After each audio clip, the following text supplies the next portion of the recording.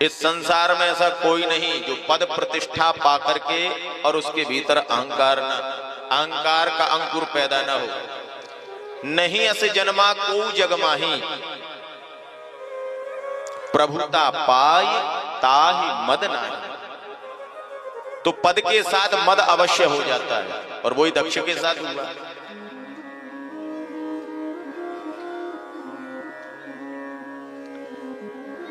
एक बार स्वागत सभा का आयोजन हुआ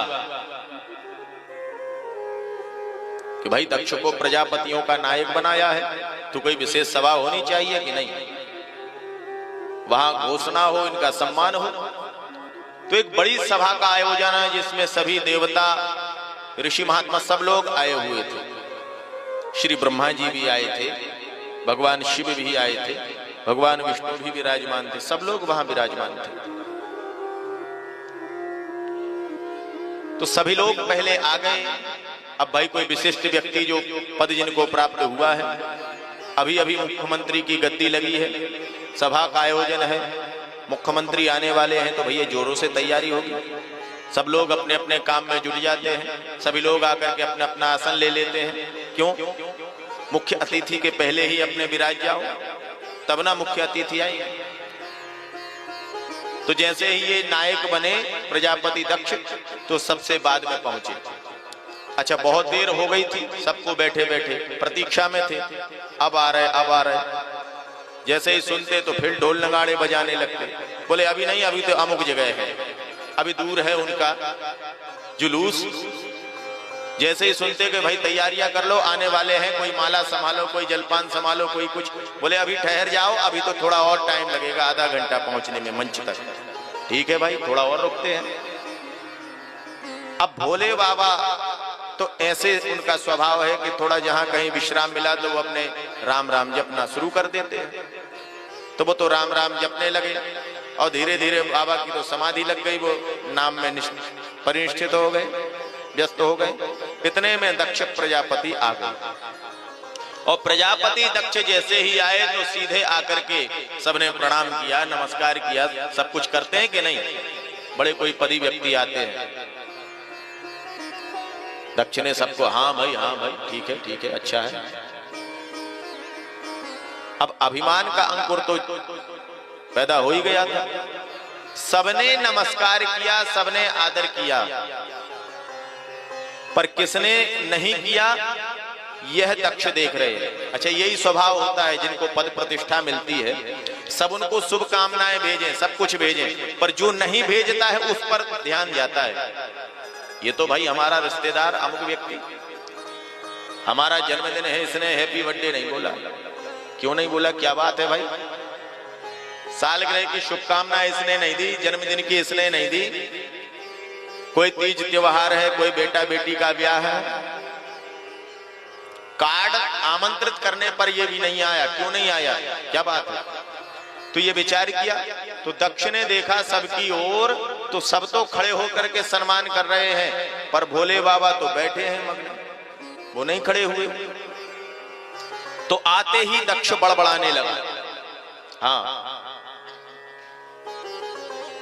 और कहने लगा कि अयंतु लोकपालानाम यशोग्नो निरपत्रपः। अरे भाई देखो, जहां सम्मानी लोग विराजमान हो, जहां सज्जन विराजमान हो, वहां ऐसे लोगों को नहीं बुलाना चाहिए, ऐसे धूर्त लोगों को नहीं बुलाना चाहिए, आडंबरी लोगों को नहीं बुलाना चाहिए। आते ही दक्ष ने बड़बड़ाना शुरू कर दिया। सब लोग तो भाई देखने लगे कि ये क्या हुआ, किसको कह रहे हैं, दक्ष किसकी ओर इशारा कर रहे हैं। तो सब एक दूसरे की ओर देखने लगे। अरे बोले यहां वहां क्या देखते हो, ये तुम्हें शंकर दिखाई नहीं पड़ रहा? अरे ये मेरा दामाद लगता है, मैंने अपनी बेटी का ब्याह इसके साथ किया है। हम अपने पिताजी ब्रह्मा जी की बात को मान करके पश्चाताप मुझे हो रहा है कि कहां मृगलोचनी मेरी कन्या और कहां बंदर की आंख वाले को हमने ब्याह कर दिया। गृहीत्वा मृग शाबाक्षा पाणिम मरकट लोचना, ये मरकट लोचन बंदर की आंख कि जैसे के साथ मैंने अपनी बेटी का ब्याह कर दिया, मुझसे बड़ी गलती हो गई। अरे शिष्ट लोगों में बैठता तो उठना बैठना इसको आता, खुद भूत प्रेतों में बैठता है तो कहां से शिष्टता आएगी? प्रेतावासेषु घोरेषु, भूत प्रेतों में जो रहता है वही इसको आता है। कोई सम्मानी कोई आदरणीय व्यक्ति आए तो उठ के खड़ा होना चाहिए, सम्मान राम राम करनी चाहिए, इसको कुछ नहीं आता, भूत प्रेतों में रहता है। बहुत अपशब्द कहे गए। सो भाई नंदीश्वर से नहीं रहा गया।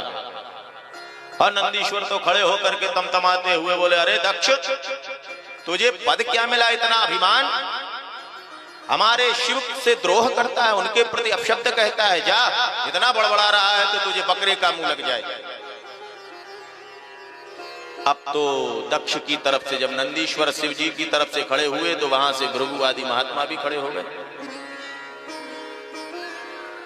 अरे भाई नंदीश्वर, ये ससुर दामाद का झगड़ा चल रहा है, तुम क्यों बीच में खड़े हुए? और तुमने इनको शाप दिया तो हम भी तुम्हें शाप देते हैं कि तो शिवगण जितने हैं वो सब पाखंडी हो जाएंगे।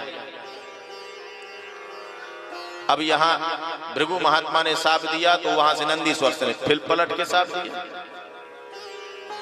हमें पाखंडी होने का शाप देते हो, तुम भी तुम जैसे ब्राह्मण चाटुकार हो जाएं, भिखमंगे हो जाएं। अरे भाई यहाँ तो स्वागत समारोह था, ये शाप समारोह होने लगा। भगवान शिव इतने में खड़े हुए, नंदीश्वर बैठ जाओ भाई, कोई बात नहीं, वो हमारे बड़े हैं, उनने कह दिया, पर तुम्हें कुछ नहीं कहना है, चलो। अब चलो, यहाँ रुकना भी नहीं है, क्योंकि हमारे कारण ये विवाद बढ़ता चला जाएगा। इसलिए समझदार लोग क्या करते हैं, विवाद को निपटाने के लिए अपने खिसक लेते हैं, क्योंकि 2 गाली तुम दोगे 4 वहां से मिलेंगे, गाली गलौज बढ़ती चली जाती और हाथापाई पे शुरुआत बात आ जाती कि नहीं, तो भाई हाथापाई ना हो पावे इससे पहले खिसक लो। तो शंकर जी ने अपने गणों को साथ लेकर के चल दिया। पर दक्ष के मन में तब से वो गांठ बैर की बंध गई। भगवान शिव तो, उनके हृदय में तो किसी के प्रति कोई बैर नहीं, पर दक्ष के मन में भगवान शिव के प्रति द्रोह हो गया, मन में बैर उत्पन्न हो गया। और इसी बैर को बताने के लिए एक बार उसने फिर यज्ञ का आयोजन किया। कहां? हरिद्वार में कनखल एक जगह है, वहां पे यज्ञ किया, और सबको बुलाया, पर भगवान शिव को नहीं उसने बुलाया। सभी को न्योता दिया पर उसको नहीं दिया। सभी देवता अपने विमानों पे चढ़ करके और जा रहे हैं दक्ष के यज्ञ में, और सबको यह भी पता है कि सती को नहीं बुलाया। इसी के लिए उसने यज्ञ किया था कि सबको पता चले। सभी जा रहे हैं यज्ञ में सम्मिलित होने। अरे और तो और, रास्ता यदि दूसरी तरफ से है तो वो कैलाश से होके जा रहे हैं। उनकी जो बहनें थी ना, और सती की, वो चिढ़ाती हुई जा रही, देख लो देवी, पिताजी ने हम सबको बुलाया हो, तुम्हें नहीं बुलाया, ये बताते हुए जा रहे हैं वो लोग। जब गड़गड़ाते हुए विमानों की आवाज और देखा कि भाई ये लोग कहां जा रहे, सती ने तो भगवान शिव से पूछा, महाराज हमें लगता है कि कहीं कोई बड़ा आयोजन है, तभी ना ये आज सुबह से विमानों की गड़गड़ाहट नहीं रुक रही, यातायात बहुत प्रभावित, लगातार वाहन जा रहे हैं, कहां ये कोई आयोजन है। तो उन्होंने बताया कि देवी तुम्हें पता नहीं, तुम्हारे पिताजी के घर ही यज्ञ है, और एक बड़ा यज्ञ का आयोजन पिताजी ने किया है हरिद्वार में। बोले महाराज हमारे पिताजी ने यज्ञ किया और हमें पता नहीं? बोले हाँ। क्यों, क्या कारण हो सकता है? बहुत पूछने पर सती जी को आज भगवान शिव ने बताया। इतने दिनों से छिपाए बैठे थे कि सती को बताएंगे, उस दिन की झगड़ा तो इनको बड़ा दुख होगा, रोष होगा, इसीलिए नहीं बताया, छुपा के बैठे थे। पर आज बताना पड़ा बहुत पूछने पर कि देवी क्या बताएं। जब इनको प्रजापतियों का अध्यक्ष नायक बनाया गया तो वहां पर थोड़ा सा ये हुआ कि हमसे खड़े होकर इनका स्वागत नहीं किया, आकर के ये बहुत अपशब्द गाली गलौज किए, और तब से ये बैर हमसे करते हैं, और मेरे नाते तुम्हें भी यज्ञ में नहीं बुलाया है। तो सती भगवती तो कहती हैं कि देखो भगवान, ये हमें विश्वास नहीं होता कि हमारे पिताजी कोई आयोजन करें और हमें ना बुलाएं, हमसे बड़ा प्रेम करते हैं। बोले देवी बात को समझो। जय सिया राम। विराजो पंडित जी, बात को समझिए। आपको आपके पिताजी ने नहीं बुलाया है तो जानबूझ के नहीं बुलाया है। सती भगवती फिर भी कहती हैं महाराज हमें लगता है कि भाई देखो डाकिया तो चिट्ठी लेकर के आया होगा पर डाक कहीं गड़बड़ा गई होगी, न्योता हम तक नहीं पहुंच पाया होगा, कोई गलती हो गई होगी डाकिये से। बोले नहीं, जानबूझ के तुम्हें नहीं बुलाया है, इसीलिए तुम अब इस बात को खत्म करो। बोले नहीं महाराज हमें यज्ञ में तो जाना है। बहुत रोकने पर उन्होंने बताया कि हम तो यज्ञ में नहीं जाने वाले क्योंकि बुलाए ही नहीं, पर तुम इतना जिद कर रही हो तो ठीक है भाई जाओ। तो भगवती सती ने जिद करी, भगवान ने बहुत समझाया,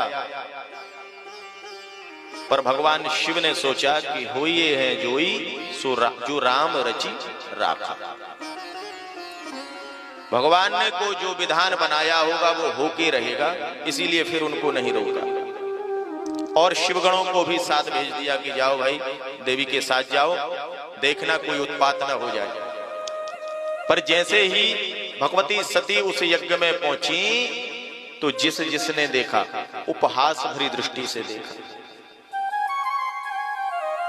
केवल माता ही एक ऐसी सती भगवती से भावपूर्वक मिली, पर बहनोई ने जितने रिश्ते संबंधी नाती थी, भाई जब घर के ही आदर नहीं कर रहे और लोग तो वैसे ही हंसी उड़ाएंगे, तो जब बहन जी और बहनोई मुंह टेढ़ा कर रहे हैं, उपहास कर रहे हैं, और रिश्तेदार जो बाहर के आए थे देवी देवता वो तो पहले ही उपहास कर रहे हैं। देखो अब आया मजा, पिताजी ने यज्ञ में नहीं बुलाया, खूब हंस रहे थे सब लोग।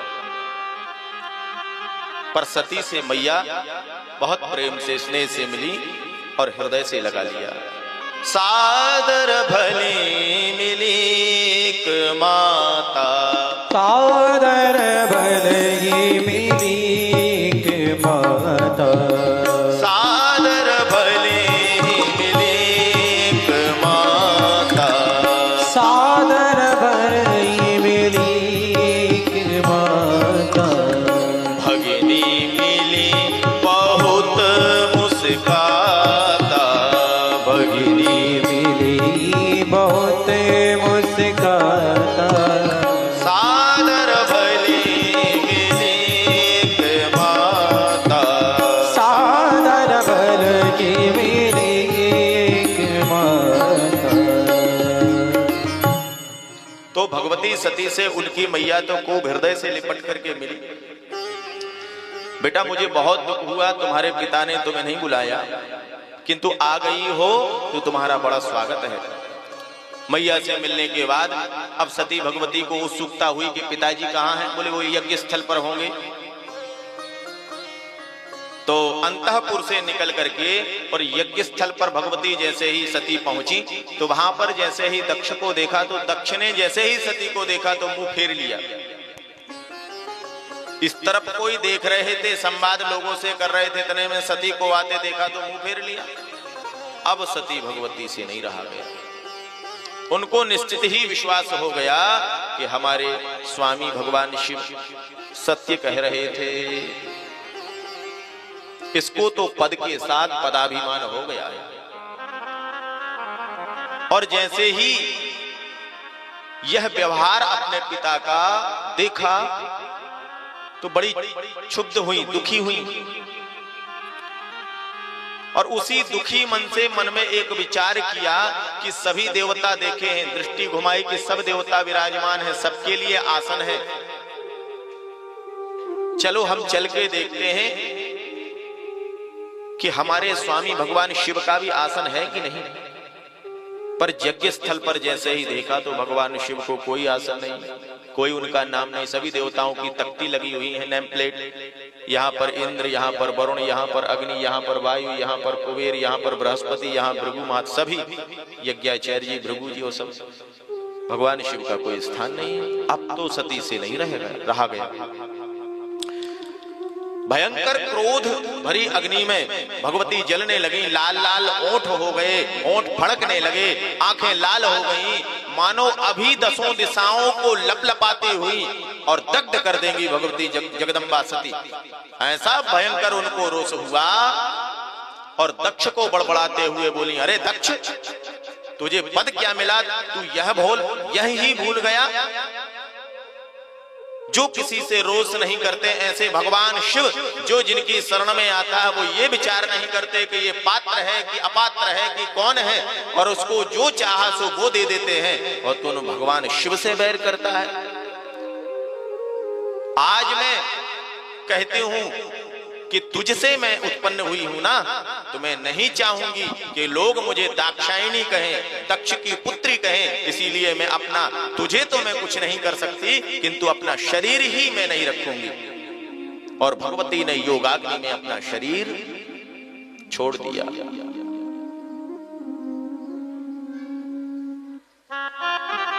उनके साथ जितने भी गण आए थे, शिवगण, सबने जैसे ही देखा तो वहां तो हल्ला मच गया, हाहाकार हो गया। भगवती सती ने अपना शरीर देह छोड़ दिया तो सभी शिवगण टूट पड़े एक दूसरे पर, यज्ञशाला पर भृगु महात्मा ने रक्षोघ्न मंत्रों के द्वारा उन शिवगणों को मार भगाया। और भागते भागते भगवान शिव के पास आए, सारी सूचना, सारा समाचार सुनाया, और बाद में कहा कि भगवान शिव से तो नहीं रहा गया। भगवान शिव तो क्रोध में एक जटा उखाड़ कर एक पत्थर से दे मारी, वहीं से भगवान वीरभद्र प्रकट हो गए। बोलिए वीरभद्र भगवान की। भद्रम दक्षम सयज्ञम जहि मदभटा नाम। जाओ वीरभद्र, तुम्हारा कल्याण हो और दक्ष को यज्ञ के समेत नष्ट कर दो। वीरभद्र तो चले और सभी शिवगुण भयंकर, सभी देवताओं ने देखा कि मानो आज प्रलय के बादल हो गए हो। ऐसा भयंकर तूफान, आंधी कि आज प्रलय आने वाला है। धीरे धीरे धीरे जैसे ही वीरभद्र के साथ वो सभी शिवगण निकट में आए, सब पता चला कि भाई ये तो शिवगण है और बड़े वेग से आ रहे हैं। जैसे ही उस यज्ञ स्थल पर पहुंचे तो वीरभद्र ने आदेश दिया कि कोई भागने ना पाए, सबको पकड़ लो भाई, सबको बंदी बनाओ।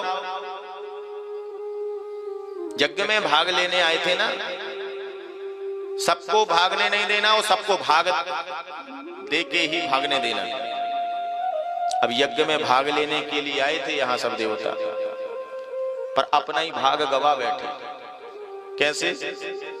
पूषा देवता खूब बत्तीसी निकाल के हंस रहे थे, यज्ञ में नहीं बुलाया। एक मुक्का दिया पूषा देवता के मुंह में, सारी बत्तीसी बाहर आ गई। एक भग देवता खूब ऐसे आंसे घुमा करके, आप समझ में आया, उनकी दोनों आंखें निकाल ली भग देवता की। भृगु महात्मा तो खूब ऐसे दाढ़ी में हाथ घुमा रहे थे। वीरभद्र ने उनकी दाढ़ी ही पकड़ के नोच ली, बिना दाढ़ी के हो गए। सबको ही भाग दिया, कुछ ना कुछ भाग सबका चला गया।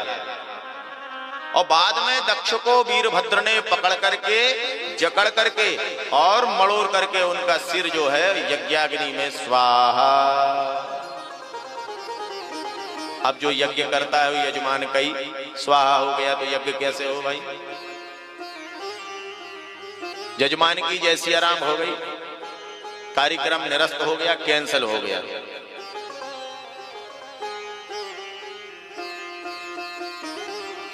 एक बार की बात स्मरण में आ गई। शास्त्री जी बैठे हैं, लगभग 15-20 वर्ष पुरानी बात होगी। एक यज्ञ हुआ यहाँ नागदा के पास में, रतलाम में। हम लोग बहुत छोटे थे, 20 वर्ष पहले की बात है। बड़ा यज्ञ का आयोजन था। हम लोग सब यहाँ से तैयारियां कर करके, ऐसे ही कोई अचानक से कोई इमरजेंसी आ गई, यज्ञ कैंसिल हो गया। सर्दियों का समय था उस समय, सब अपने बैग और गर्म कपड़े और लाद करके यहां से वहां पहुंचे। इतने लोग, बहुत ब्राह्मण देवता सागर से गए थे उस समय। अब पता, जैसे ही स्टेशन पर हम लोग उतरे वहां रतलाम में, पता चला कि वहां तो कोई हड़कंप हो गया है, कोई इमरजेंसी आ गई है और भारी मात्रा में वहां पुलिस तैनात है, यज्ञ कैंसल। तो जैसे ही हम लोग स्टेशन पर उतरे थे, दूसरी गाड़ी देख करके और प्रस्थान किए। तो आज यहां पर भी इमरजेंसी आ गई, भाई यज्ञ का आयोजन था और जजमान का ही धड़ समाप्त हो गया, अब कैसे यज्ञ हो। सभी भागे भागे ब्रह्मा जी के पास गए। ब्रह्मा जी ने कहा, देखो भैया, जब हम नहीं गए, नारायण ने गए, तो तुम सब क्यों गए थे? भाई तुम्हें यज्ञ में नहीं जाना चाहिए, जब पता है कि भगवान शिव को नहीं बुलाया और उनके संबंधी नारायण नहीं गए और हम भी नहीं गए। जब त्रिदेव वहां नहीं गए तो तुम क्या करने गए थे?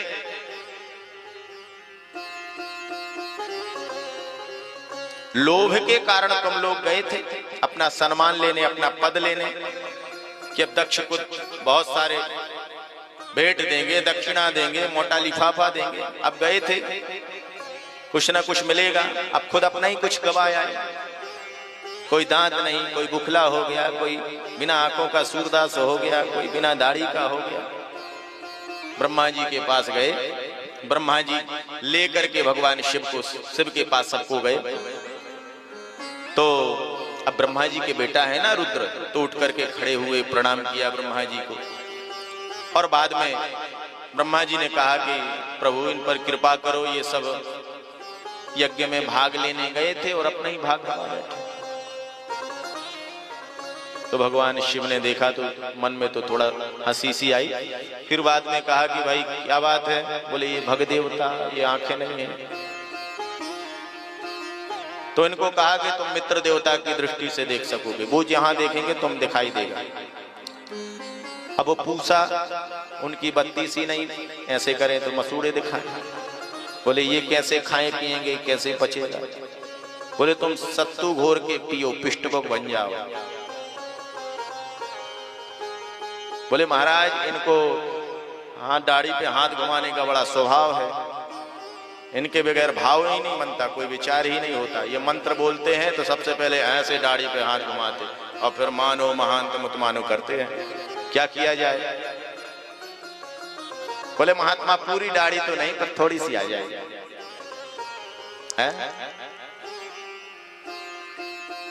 पंडित जी हंस रहे, फ्रेंच कट तनक सी आजकल फैशन चली ना ऐसे, तो इतनी दाढ़ी आ जाए। कुछ ना कुछ भगवान शिव ने सब पर कृपा करी, प्रार्थना करी, प्रभु उस यज्ञ को भी संपन्न करो अब चल करके। तो भगवान शिव उस यज्ञ में गए, देखा कि यजमान का धड़ कहीं है, सिर है ही नहीं है। तो जैसे तैसे व्यवस्था बनाई और जैसा शाप लगा था नंदीश्वर का, बकरे का सी बुलवाया और यजमान को वो लगाया।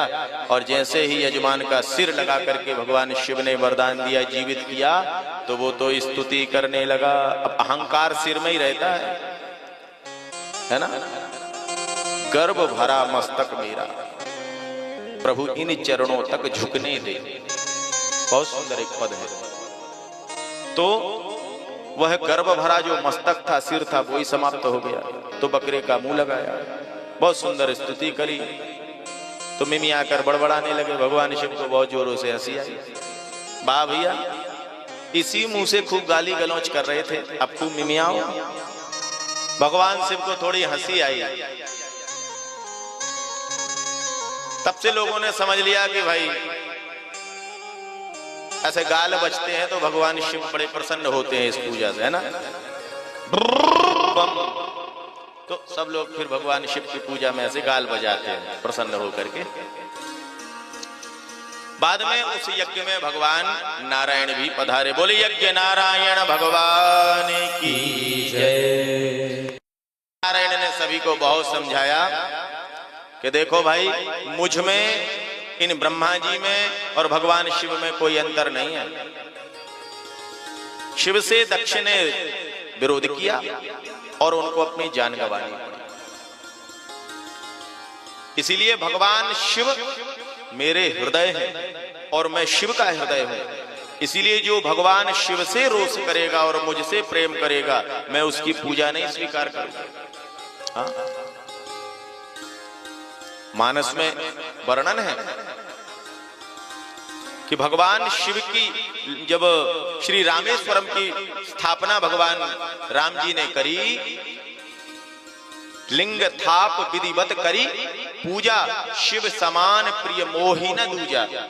भगवान शिव तो उनके इष्ट हैं, तो शिवलिंग की स्थापना करी, बालू का शिवलिंग बनाया और उनका नामकरण किया। इनका नाम क्या है? बोले रामेश्वरम। लोगों ने पूछा महाराज क्या अर्थ है इसका?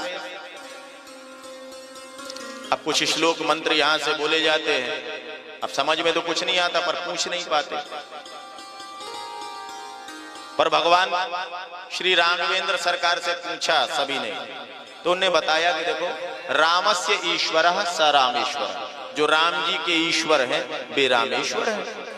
भगवान शिव वहीं प्रकट हो गए, बोले नहीं नहीं सरकार, ये व्याख्या ठीक नहीं है। तो सभी ने कहा बाबा आप ही बता दो क्या व्याख्या है इस नाम की। बोले रामो यस्य ईश्वरः स ईश्वरा। भगवान ने समास ही बदल दिया, बोले राम जी हैं जिनके ईश्वर, वो रामेश्वर। तो भगवान शिव राम जी को अपना इष्ट मानते हैं और राम जी भगवान शिव को अपना इष्ट मानते हैं। परस्पर दो चकोर दो चंदा। तो जो गंगा जल आनि चढ़ाए सो सायुज्य मुक्ति नर पावई, इत्यादि इत्यादि पंक्ति वहां पर लिखी है कि भगवान शिव को जो गंगा जल आकर के चढ़ाए देगा वो सायुज्य मुक्ति को, चरणों से निकली है ना भगवान नारायण के गंगा जी, तो वो गंगा जी, वो गंगा जल भगवान शिव को अति प्रिय है, अपने शीश पर धारण करते हैं गंगा जी को। भगवान का वह चरणोदक सो सायुज्य वो मुझ में ही समाहित हो जाएगा, ऐसा राम जी ने कहा। सभी देवताओं को खूब उपदेश दे रहे हैं भगवान नारायण। अहम ब्रह्मा च सर्वश्च जगत कारणम परम, मैं ब्रह्मा और ये भगवान शिव ये जगत के कारण हैं भैया, इनमें भेद नहीं करना। हम त्रिदेव एक हैं, देखने में तीन लगते हैं पर हैं एक ही। सृष्टि को बनाने के लिए ब्रह्मा बन जाते हैं, पालन करने के लिए विष्णु बन जाते हैं और संहार करने के लिए रुद्र बन जाते हैं, पर है एक ही तत्व, एक ही है, इसलिए भेद ना समझना। सभी देवताओं ने भगवान यज्ञ नारायण की स्तुति करी, सबको प्रसन्न किया। उस यज्ञ को फिर बाद में संपन्न किया गया। इस प्रकार वह यज्ञ संपन्न हुआ। बोले यज्ञ नारायण भगवान की जय। भगवान शिव प्रसन्न हुए दक्ष से। इस प्रकार वह यज्ञ हुआ। आइए भोले बाबा विराजित हैं तो दो पंक्ति उन्हीं के स्मरण में गाली जाए। अरे शिव भोले भंडारी, शिव भोले भंडारी, शरण हम आए तिहारी। शिव भोले भंडारी, शरण हम आए तिहारी। शिव भोले भंडारी, शरण हम आए तिहारी। शिव भोले भंडारी, शरण हम आए तिहारी। शरण तिहारी बाबा, शरण तिहारी, शरण तिहारी बाबा, शरण तिहारी। शरण तिहारी भोला, शरण तिहारी। शरण तिहारी भोला, शरण तिहारी। रखियो लाज हमारी हो, रखियो लाज हमारी। शरण हम आए तिहारी। शिव भोला भंडारी, शरण हम आए तिहारी। शिव भोले भंडारी, शरण हम आए तिहारी। शिव भोले भंडारी, शरण हम आए तिहारी। हर हर महादेव।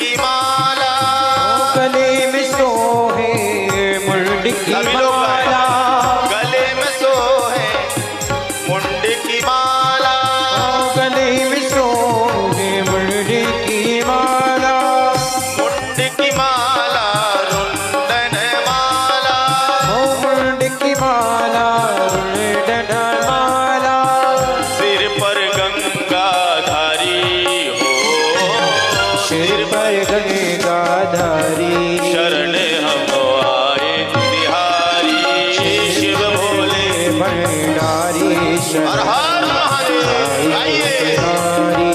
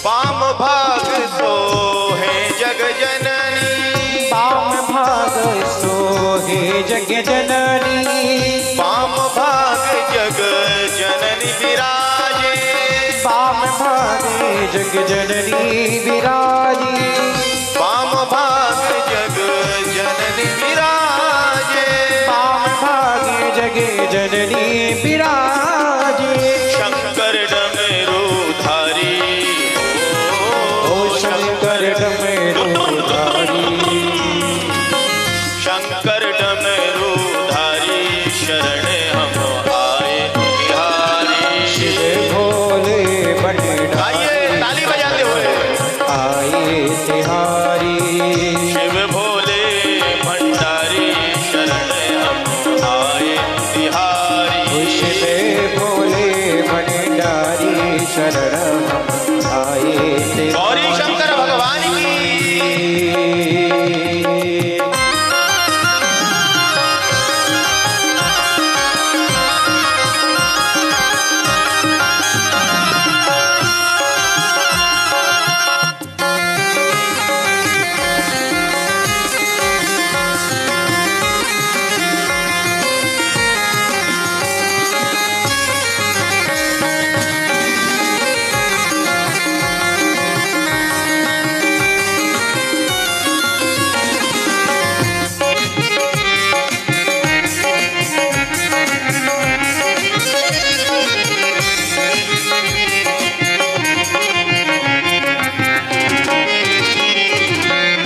अर्धचंद्रमा मस्तक सोहे, अर्धचंद्रमा मस्तक सोहे, अर्धचंद्रमा मस्तक सोहे, अर्धचंद्रमा मस्तक सोहे, मस्तक सोहे माथे पे सोहे, मस्तक सोहे माथे पे सोहे, अर्धचंद्रमा माथे पे सोहे, अर्धचंद्रमा माथे पे सोहे, कर त्रिशूल संभारी हो, कर त्रिशूल सवारी, शरण हम आए तिहारी, शिव भोले भंडारी शरण हम आए तिहारी, शिव भोले भंडारी, शरण हम आए तिहारी, शिव भोले भंडारी शरण हम आए तिहारी। कृपा करो हे अवडरदानी, कृपा करो हे अवधरदानी, भगवान शिव से प्रार्थना करो, ये समर्थ है श्री हरि भक्ति प्रदान करने में, ये सब कुछ देते हैं, इनके द्वार पर जो कोई आया कभी खाली हाथ नहीं आया। अभी अभी आपने सुना देवता भी इनके दर पर लेने जाते हैं, इसीलिए इनको महादेव कहा जाता है ना। बोलिए महादेव त्रिपुरारी भगवान की जय हो। कृपा करो हे अब डरदानी, ओ कृपा करो हे अब डरदानी, अब डरदानी, अब डरदानी, अब डरदानी, अब डरदानी, कृपा करो हे अब डरदानी, ओ कृपा करो हे अब डरदानी, भक्तन संकट हारी हो, भक्तन संकट हारी, शरण हमारी, शिव भोले भंडारी शरण आइए तिहारी, रखियो लाज हमारी, शरण हम आए तिहारी, रखियो लाज हमारी, शरण आइए तिहारी, शरण तिहारी बाबा शरण तिहारी, शरण तिहारी बाबा शरण तिहारी, शरण तिहारी भोला शरण तिहारी, शरण तिहारी बाबा शरण तिहारी, रखियो लाज हमारी, हो रखियो लाज हमारी, शरण आए तिहारी, शिव भोले भंडारी शरण आई तिहारी, रखियो लाज हमारी, शरण आई तिहारी, रखियो लाज हमारी, शरण आई तिहारी, शिव भोले भंडारी, हे भोले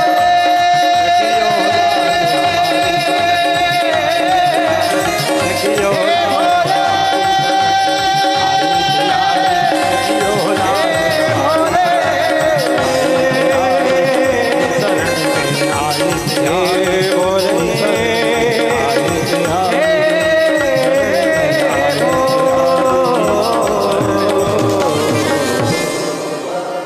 बोलिए गौरी शंकर भगवान की जय, आशुतोष अवडरदानी बाबा की जय, नमः पार्वती पतये हर हर महादेव।